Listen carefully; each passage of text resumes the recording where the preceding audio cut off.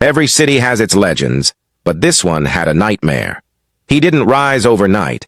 He grew in silence, turning from a nameless boy into the most feared criminal of his generation. Shopkeepers whispered his name. Parents warned their children not to cross his path.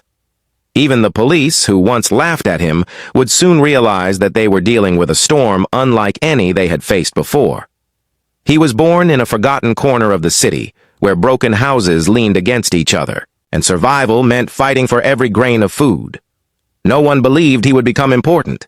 He was just another boy among thousands. But while other children dreamed of escaping poverty through hard work, he watched carefully, learning how fear could bend people's will. At first, his actions were small. A missing loaf of bread here, a stolen wallet there. To the neighborhood, he was only a mischievous child. But behind his quiet face, a dangerous ambition was growing. He did not want to live life as a victim. He wanted control. The turning point came when he was only a teenager. In a crowded marketplace, a dispute broke out over a few coins. Most boys his age would have backed down, especially against an older merchant with a reputation. But he refused. He raised his voice, stared the man down, and forced him to retreat. That single incident became the seed of his legend. People whispered, "That boy is different. He has no fear." And once whispers begin, they grow faster than truth. Overnight, he was no longer just a petty thief. He was the boy who could not be challenged. From that day onward, he began to cultivate fear as his weapon. He walked through the streets slowly, deliberately, locking eyes with anyone bold enough to stare. He picked fights not because he needed to, but because he wanted the city to see that he could not be broken. The irony was that his crimes were still small, but his reputation outpaced reality. Rumors turned into stories, and stories into nightmares. People began locking their doors earlier. Shopkeepers lowered their voices when his name came up. His power grew not because of what he had done, but because of what people believed he was capable of. It didn't take long for other restless boys to gather around him. Some were homeless, some were simply lost, but all were drawn to the aura of fear he carried. They saw him as a leader who could protect them. In reality, he was shaping them into his first gang. Together they roamed the streets like shadows. A small group at first, but enough to make ordinary citizens step aside. No one dared to question them. If a shopkeeper complained, his windows would be broken the next morning. If a rival spoke against them, he would disappear quietly from the streets. At first, the police dismissed him. To them, he was just another teenager acting tough. But as complaints increased, his name began to appear in official reports. Officers who confronted him described the same unsettling detail. He never showed fear. It wasn't just his defiance. That shocked them. It was the look in his eyes, a look that suggested he had already accepted the risks of his path. Authority meant nothing to him, and behind him, his followers mirrored the same attitude. For the first time, law enforcement realized that this boy might not be easy to contain. As the years passed, his reach expanded. Small businesses started, paying him fees to avoid trouble. Local gangs either joined his side or disappeared. He rarely needed violence. The threat to his reputation was enough. Fear was now his currency, and the city was slowly falling under his control. Judges, lawyers, and even senior police officers began to whisper about him behind closed doors. It was no longer a question of if he would strike harder, but when. By the time he turned 20, his transformation was complete. The boy who once stole bread to survive had become the man whose name silenced entire streets. He had built an empire of fear, one that stretched far beyond what anyone could have imagined. But this was only the beginning. The battles with the police, the clashes in courtrooms, and the shocking secrets behind his rise were still to come. For now, the city lived in silence, waiting, as his shadow grew larger every day.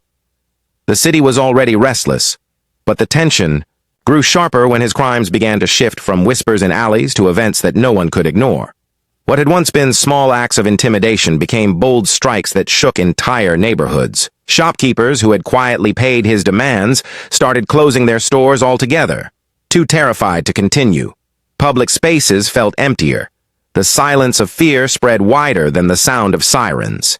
His gang, once made up of reckless boys, was no one organized force. They moved with purpose, following his orders with loyalty that bordered on devotion. Each one believed that standing by his side gave them power they could never achieve on their own. And in a way, they were right. With him at the center, even the most hesitant follower felt untouchable. He was no longer just a local menace. He was building something larger, something that threatened to spill into every corner of the city. The first incident that made headlines was a raid on a warehouse. It was not random theft. It was a calculated strike against a business that had refused to pay him. The attack was planned so carefully that when the police arrived, they found only shattered locks, broken windows, and goods worth millions already gone. It wasn't just the loss that shocked the city. It was the boldness. He was no longer working in the shadows. He wanted everyone to know that resisting him had consequences. For the police, this was the moment everything changed.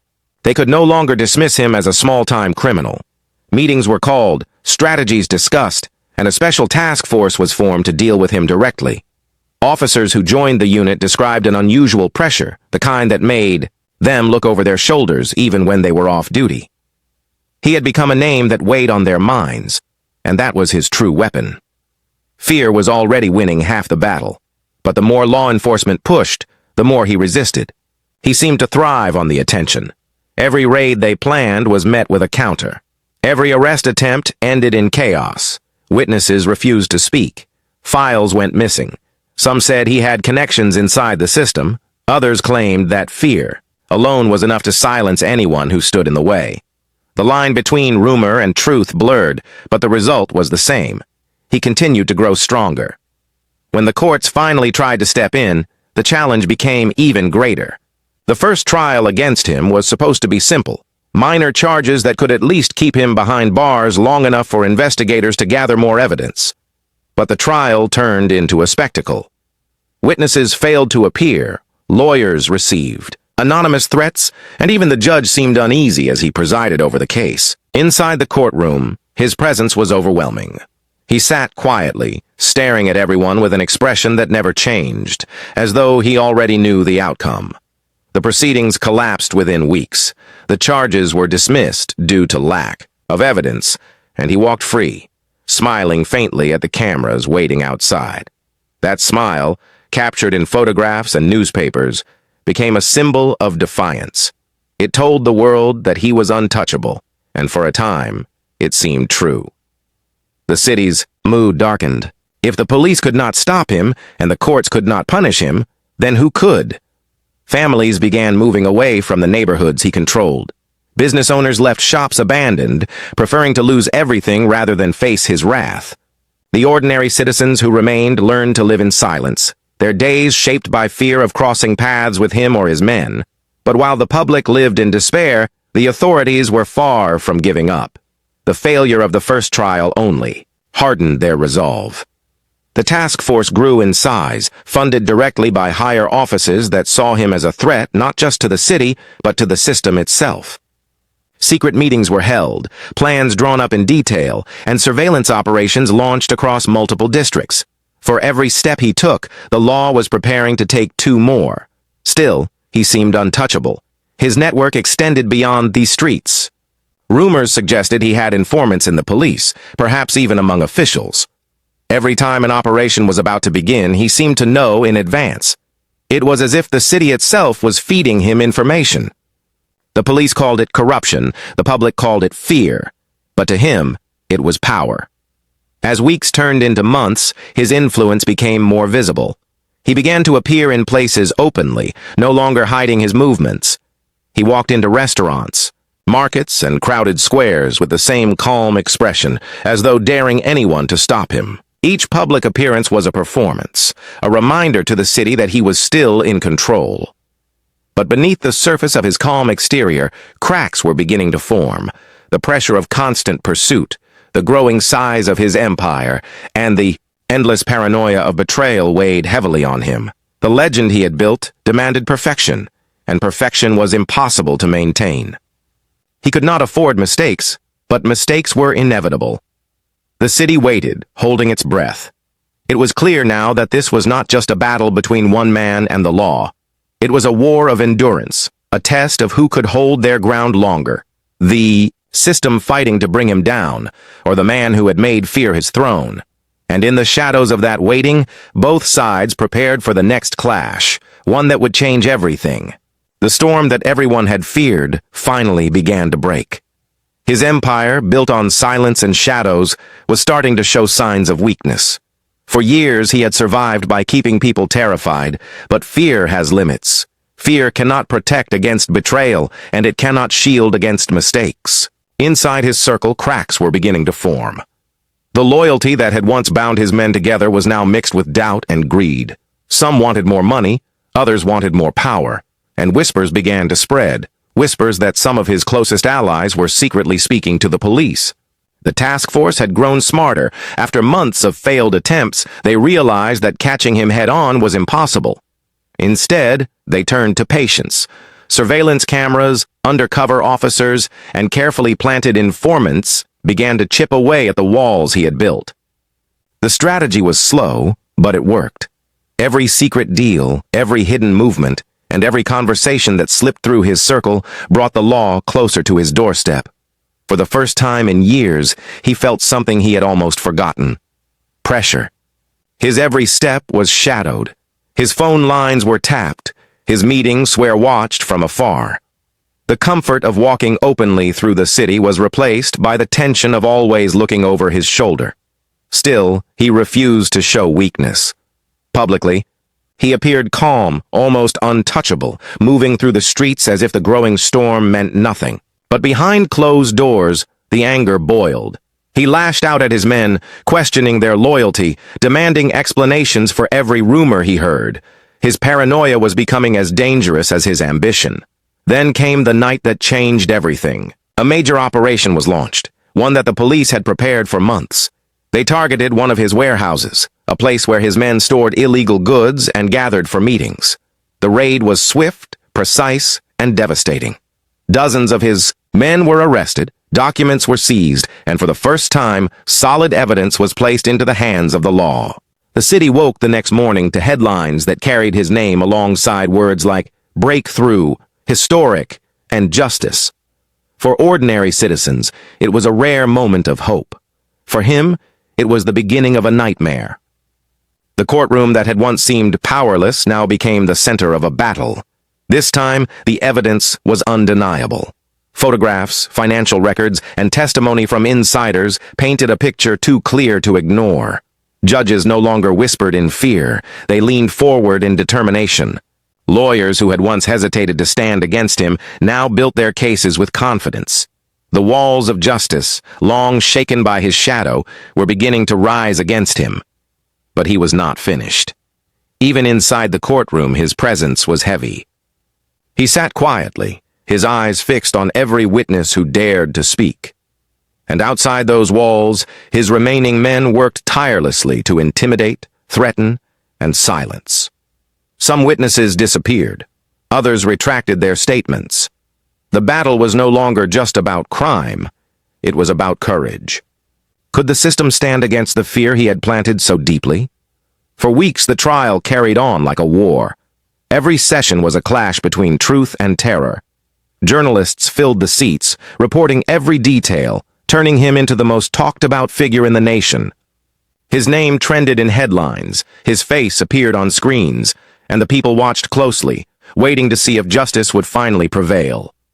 In the city streets, his legend continued to divide people. Some believed he was unstoppable, that the courts would never truly punish him. Others prayed for his downfall, desperate for peace. Families lit candles in hope, while businesses prepared for either outcome, justice or more chaos. Inside his own mind, the pressure was unbearable. The man who had once built his empire on control was now losing it piece by piece.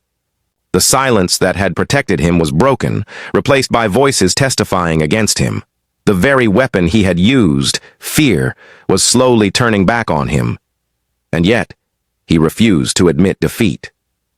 He told himself that legends do not end in courtrooms, that his story was not meant to be written by judges or policemen, but deep down, he knew that the tide had shifted. As the trial reached its midpoint, one thought haunted him more than anything else. The realization that the city was no longer under his control. People were beginning to speak, beginning to hope. The shadow he had cast for years was thinning, and in that thinning shadow, he saw the truth. This was not just about his empire anymore. This was about his survival. The next move he made would decide whether he remained a legend of fear or became a broken man remembered only as a cautionary tale. The air inside the courtroom grew heavier with each passing day. The benches were filled with reporters, families of victims, and ordinary citizens who had followed the trial from the very beginning.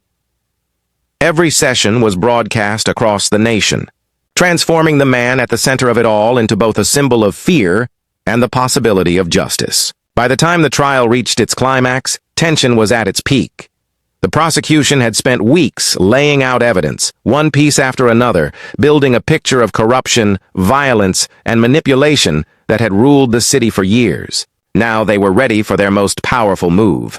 The defense, meanwhile, clung to every loophole they could find. They attacked witnesses, questioned procedures, and tried to sow doubt wherever possible.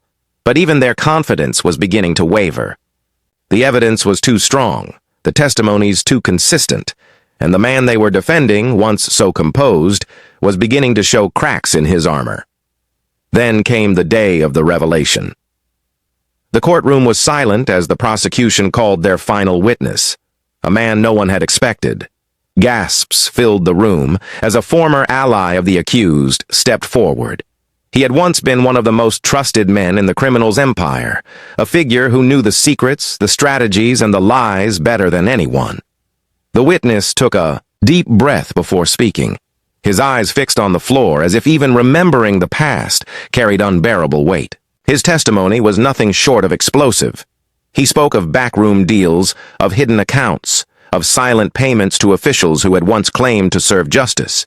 He revealed coded messages, secret meetings, and the dark machinery that had kept the empire alive. But then came the moment that shook even the most hardened spectators. The witness revealed that the empire's power was not built only on money and threats, it was also built on betrayal. Some of the very people who sat in the courtroom pretending to represent justice had once been partners in silence. Judges, officers, even lawyers, names were spoken out loud, names that left the entire hall in shock. Every word landed like a hammer. The crowd murmured, journalists scribbled furiously, and the accused sat frozen. For the first time, his confidence faltered in front of everyone. His hands clenched tightly against the table, his jaw stiff, his eyes fixed on the witness with a glare sharp enough to cut through stone. The judge struck the gavel, demanding order, but the chaos in the room was unstoppable. People were standing, shouting, calling for answers. This was no longer just a trial. It was an unveiling, a tearing down of the walls that had hidden the city's darkest secrets for far too long. The revelations turned the trial into a storm. The accused was no longer fighting only for his freedom, but for the fragments of the reputation he had built. The media spread the revelations instantly, broadcasting them into every home. His empire of fear was now on display for the world, stripped of its shadow. But the real breaking point came when the witness revealed his final piece of truth. In a voice trembling yet steady, he described the night that had haunted him for years. A night where silence had cost innocent lives, where loyalty to the empire had meant turning away from suffering. His confession brought tears to some, rage to others, and an unbearable silence to the courtroom. The accused tried to interrupt, slamming his hands against the table, his voice rising in fury. But the judge silenced him with a warning, the gavel striking hard. The courtroom was no longer his stage. It belonged to justice now, and in that silence, everyone saw him differently. He was no longer the untouchable figure who had controlled the city with fear. He was a man cornered, exposed, and desperate. The legend of power was collapsing in front of the world's eyes. As the witness stepped down, the weight of his words hung in the air. The prosecution rested its case, its confidence shining brighter than ever. The defense had little left to cling to, their arguments drowned under the tide of revelations. The day ended with a city divided between shock and relief, shock at the scale of corruption that had been revealed, relief that the truth was finally out. People poured into the streets, debating, crying, and praying. Inside the courthouse, the accused sat in silence, staring at the floor. For years he had ruled through fear, but now, for the first time, fear had turned against him. The empire he had built was no longer a fortress. It was a cage, closing tighter with every passing moment. And as the sun set on that day, one truth became clear. The trial was no longer about whether he was guilty. The world had already seen enough. The only question left was how his story would end. The courthouse had become more than a building of justice. It was the heartbeat of the entire city. Every morning, people gathered outside its gates, waiting for news, hoping to witness history unfold. Journalists filled the sidewalks, cameras flashing, microphones pointed at anyone who had even the faintest connection to the case. The air buzzed with anticipation, as if the entire world was holding its breath. Inside, the atmosphere was heavier than ever. The trial had stretched for weeks, but now it had reached the final stage. The evidence had been laid bare. The witnesses had spoken, and the shocking revelations had stripped away the illusion of untouchable power. All that remained was the closing battle, the verdict. The prosecution stood tall, confident, their words sharp and deliberate. They reminded the court of every document, every testimony, every crime that had been revealed. They painted a picture of a man who had built his empire on lies, fear, and betrayal, a man who had corrupted not only the streets, but the very system meant to protect them. Their voices carried the weight of the victims who could no longer speak, and the determination of a city desperate for justice. The defense, however, struggled to find its footing. Their closing arguments sounded hollow compared to the mountain of evidence that stood against them. They spoke of doubt, of human error, of the possibility of exaggeration, but their words lacked conviction. Even those in the audience could see the difference. The tide had turned, and it was no longer in their favor. All the while, the accused sat silently at the table. His face, once unreadable, now betrayed the storm raging within.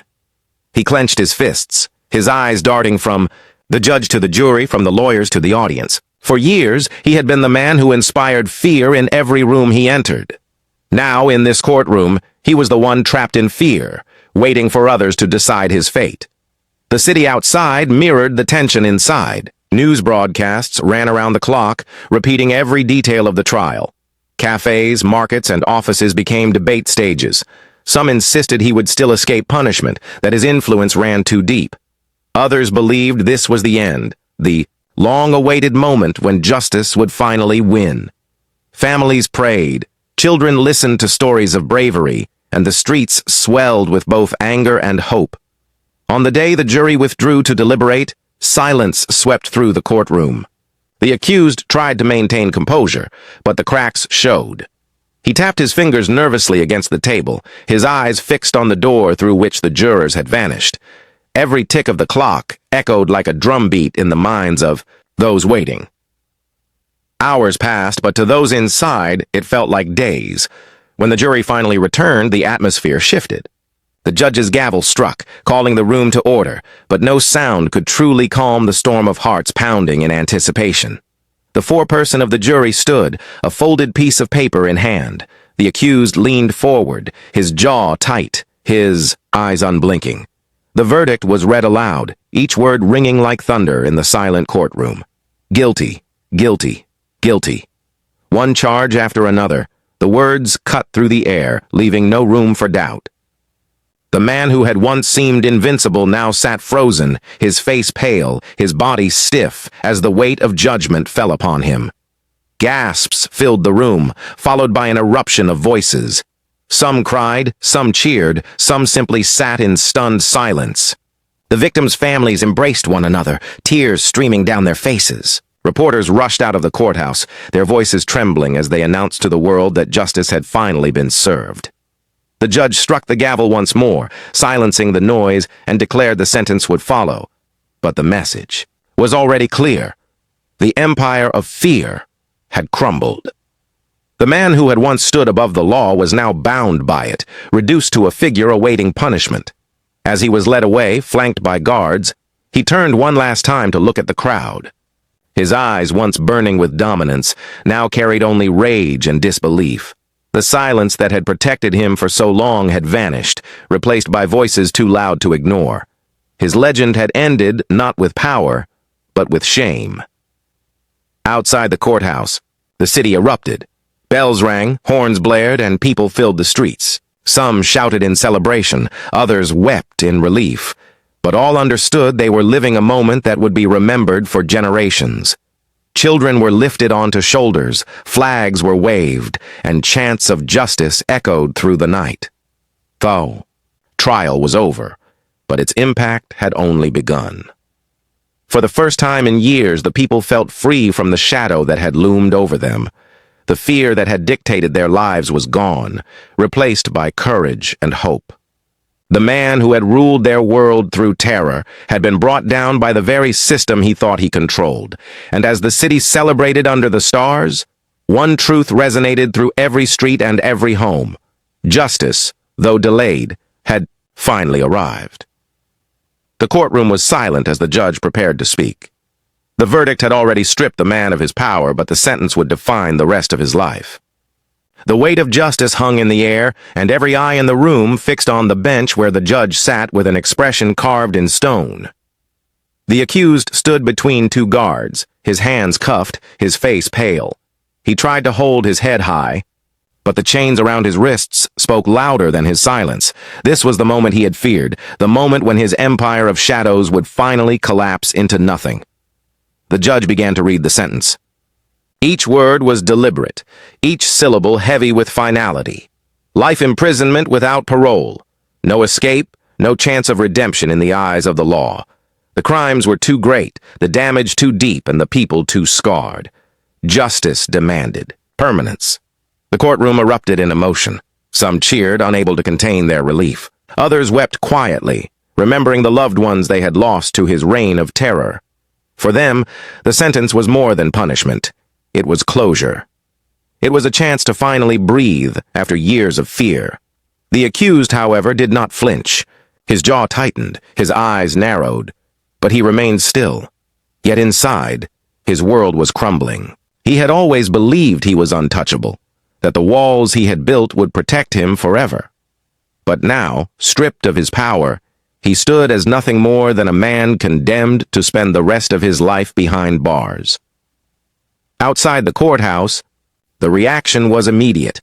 Crowds cheered, chanting words of freedom and victory. Journalists shouted into cameras, declaring it a historic day for justice. Families hugged one another, strangers embraced, and the streets became a sea of emotion. The city, once paralyzed by fear, was alive again. But not all celebrated. Some who had once served him remained in the shadows, mourning the fall of their leader. To them, he had been more than a criminal. He had been a figure of strength, a man who had provided wealth and protection. Their loyalty did not vanish overnight, and whispers of revenge stirred quietly in dark corners. Meanwhile, the victims' families found themselves facing a new reality. For years, they had prayed for justice, and now they had it. But justice did not erase pain. Mothers still carried the memories of children lost. Fathers still bore the weight of sons who never came home. The sentence gave closure, but it could not heal every wound. In the weeks that followed, the impact rippled through the city. Officials who had once turned a blind eye were forced to resign. Investigations expanded, uncovering more corruption than anyone had dared to imagine. The trial had not just ended one man's empire, it had forced the entire system to face its reflection. The man himself was transferred to a maximum security prison, a fortress of steel and stone designed to hold the most dangerous of criminals.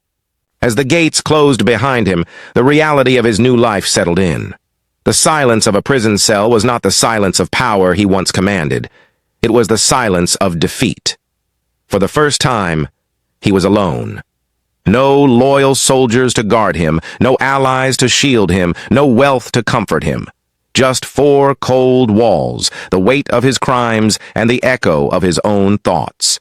He had once made the world tremble, but now he was just another prisoner, a number, in a system he had once mocked. Yet even in his fall, he remained a figure of fascination. Documentaries were planned, books were written, and debates raged over how he had risen so high and fallen so low. His story became a lesson, a warning about what happens when fear replaces justice. But for the people, the lesson was different. They had seen what courage could achieve. They had witnessed how truth, though buried, could rise again. And they had learned that no one, no matter how powerful, was above the law. In the quiet of their homes, families prayed not just for justice served, but for peace to last. They prayed that their children would grow up in a world free from the shadows that had once loomed so large. And as the city began to heal, a new chapter slowly opened. A chapter built not on fear, but on hope. The man who had once been the scariest and most feared was now a memory, locked away behind bars. His empire had crumbled, his power stripped, and his name forever tied to the crimes that had destroyed so many lives. And as the world moved on, his story became clear. Power built on fear is never eternal. It may rise high, but it always falls, leaving behind only the echoes of its own destruction. The prison gates closed behind him, and with that sound, an era ended. The man who had once cast a shadow over the city was gone from its streets, confined to a world of steel bars and silent corridors. His power had dissolved into nothing, leaving behind a city struggling to understand what it meant to live without fear. For weeks after the sentencing, the story dominated headlines. News anchors replayed footage of the trial, analysts debated its significance, and families who had suffered finally spoke openly of their pain. For the first time, their voices were not silenced by fear, but amplified by a nation ready to listen. The courthouse, once just another building of stone and wood, became a symbol of resilience. People passed it with reverence, parents pointed it out to their children, and students studied the trial as a lesson in courage. It was no longer just the place where one man had fallen, it was the place where an entire society had stood up. But while the city celebrated freedom, it also carried scars. The damage of years under his control could not vanish overnight. Trust in institutions had been shaken, and rebuilding that trust would take time. Officials who had betrayed their duty were removed, but the stain of corruption lingered. The trial had been a victory, yes, but it was also a reminder of how fragile justice could be when fear ruled unchecked. Inside the prison, the man faded into obscurity. The walls did not respect his past, and the guards treated him like any other prisoner.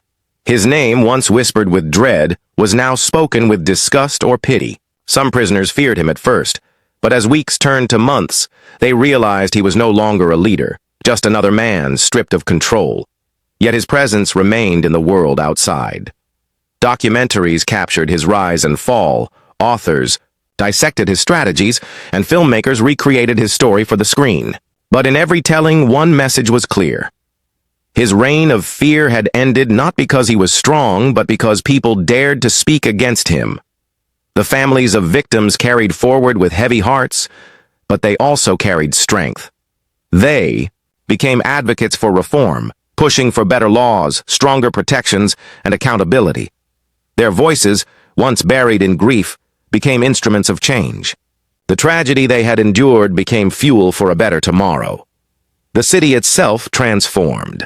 Streets that had once been silent at night filled again with life. Businesses reopened, children played without glancing over their shoulders, and neighborhoods began to heal. Hope returned, slowly but surely, like sunlight breaking through the clouds after a storm.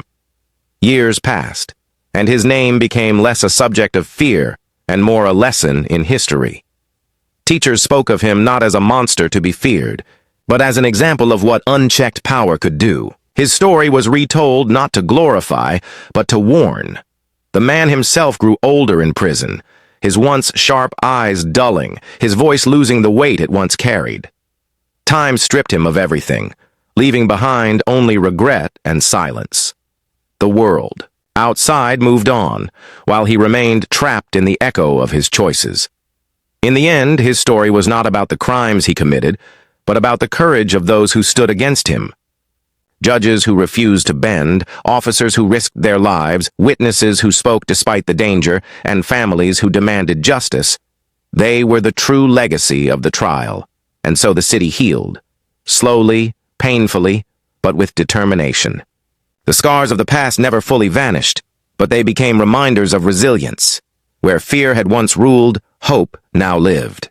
Where silence had once suffocated, voices now thrived.